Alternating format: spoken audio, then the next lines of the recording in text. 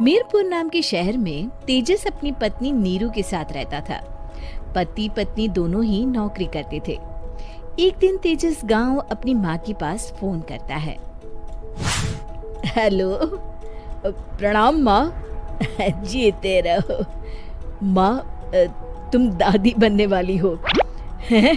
अरे वाह, ठीक है बेटा, मैं कल ही आती हूँ। जब माँ जी शहर पहुंची तो बेटे बहू ने बहुत अच्छे से स्वागत किया। लीजिए माँ जी चाय। अरे गर्मा गर्म पकोड़े ले आओ माँ के लिए। नीरू रसोई में गई और 2 मिनट में ही पकोड़े ले आई। जी ये लीजिए। बहू जादू से बनाए हैं क्या? अभी तो रसोई में गई थी। यम्मी। माँ जी, शीला रसोई में पकोड़े तल रही है, मैं बस लेकर आई। हे भगवान, मेरा धर्म भ्रष्ट कर दिया तूने। अब तो गंगा जल से शुद्धिकरण करना होगा। दूसरे दिन, माँ जी मैंने नाश्ता बना दिया है, ऑफिस जा रही हूँ। पर अभी तो घर का सारा काम पड़ा है। शीला आती ही होगी, झाड़ू पोछा बर्तन कपड़े वो सब कर लेगी। हमारे जमाने में घर का सारा काम हम ही करते थे। जी माँ जी, आप बहुत होशियार हैं, मैं घर ऑफिस दोनों नहीं संभाल पाती। तो जरूरत क्या है घर से बाहर जाकर चाकरी करने की?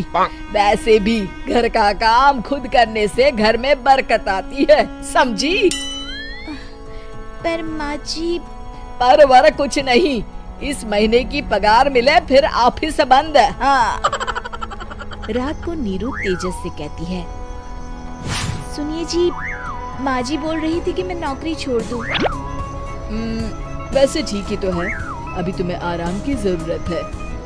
फिर भी आराम कहाँ, शीला को छुड़ाने के लिए बोल रही थी। तो अब 24 घंटे में इतना काम तो कर ही सकती हो। पर जॉब पसंद है मुझे, घर पर मन नहीं लगेगा।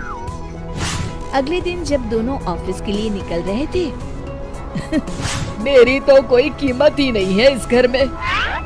माँ जी, आजकल महंगाई बहुत है, रहन सहन भी बदल गया है, दोनों नौकरी करते हैं तभी ठीक रहता है।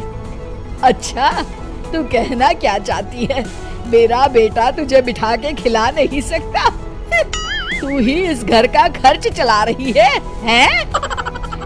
नहीं माँ जी, मेरा वो मतलब नहीं था। मतलब खूब समझती हूँ, ये बाल धूप में सफेद नहीं किए मैंने। हाँ। अब तो ये रोज का काम हो गया था। तेजस भी रोज की झिकझिक से परेशान हो गया था। एक दिन उसने कहा, नीरू, वैसे भी तुम्हें मैटरनिटी लीव मिलने वाली है, तो अभी से ही छुट्टी ले लो। पर क्या, मेरी सैलरी अच्छी खासी है। आखिर नीरू ने रिजाइन कर दिया। जब बच्चा हुआ तो घर में सब बहुत खुश हुए। कुछ दिनों बाद तेजस फाइल देख रहा था।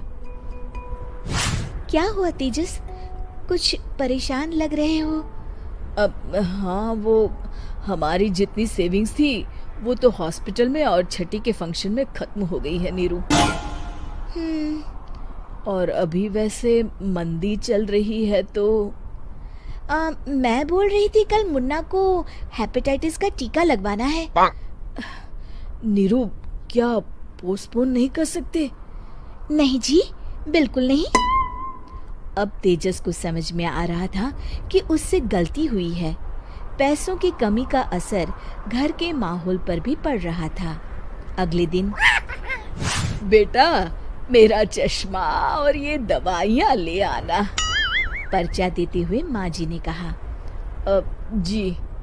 तेजस, मुन्ना के लिए दूध का डिब्बा और डायपर भी ले आना, और ये किराने के सामान की लिस्ट है, इसे भी लाना है।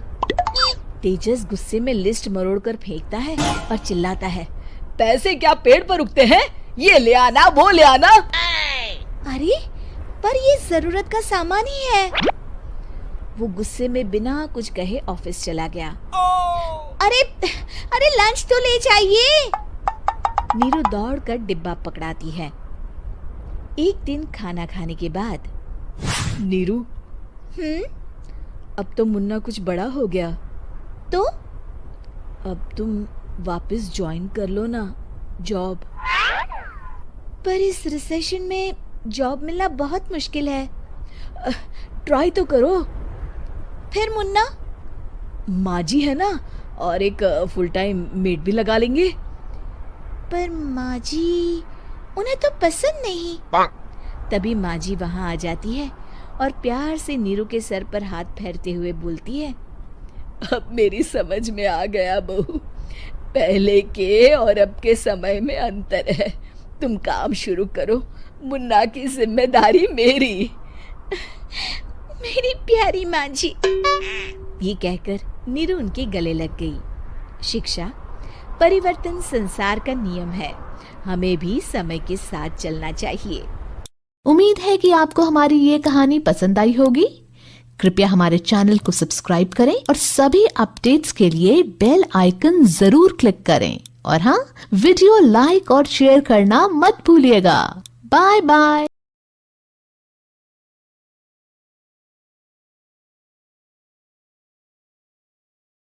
Like and subscribe.